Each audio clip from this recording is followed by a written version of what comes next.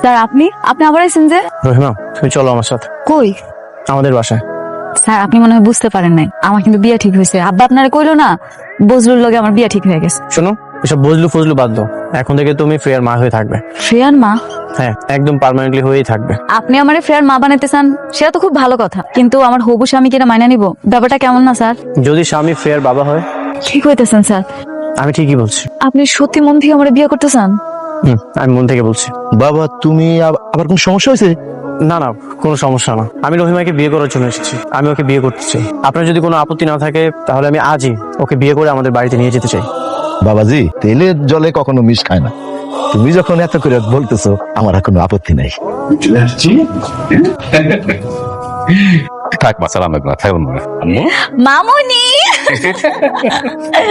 মামুনি আম্মু, তুমি এখন খুশি তো? আমি অনেক খুশি।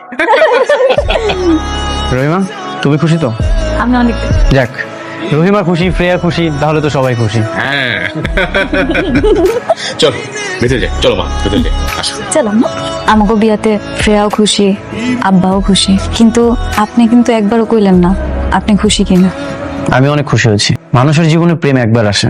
রুহি যখন আমার লাইফে ছিল আমি কখনোই ভাবিনি আমার জীবনে দ্বিতীয় ভালোবাসাও আসতে পারে। তোমার আর ফ্রেয়ার যে আন্ডারস্ট্যান্ডিং, সেটা দেখে আমি সত্যিই মুগ্ধ হয়েছি। আসলে কি জানো, প্রথম নারী চলে গেলে পুরুষের কখনোই সুন্দর নারী খোঁজে না, খোঁজে একজন বিশ্বস্ত নারী, যার কাছে ভরসা পাওয়া যায়, শান্তি পাওয়া যায়। আমি সত্যিই তোমাকে অনেক ভালোবাসি। সত্যি আপনি মন থেকে ভালোবাসে আমার বিয়ে করছেন, নাকি শুধুমাত্র ফ্রেয়া মামুনির মুখের দিকে তাকায় আপনি আপনার জীবনটা বিসর্জন দিলেন? সেরকম কিছু না। সত্যি বলতে মানুষের জীবনে প্রেম দ্বিতীয়বারও আসে, আর যখন দ্বিতীয়বার আসে সেটা খুব শক্তভাবে আসে। তার মানে বুঝলেন তো, মানুষের জীবনে ভালোবাসা একবার না বারবার আসে। কখন কোথায় কিভাবে আসবে সেটা বলা যায় না, যখনই আসবে তখনই আগলে ধরে রাখতে হবে। তুমি আমার শেষ ভালোবাসা। তোমার পরে আমার লাইফে আর কেউ আসবে না।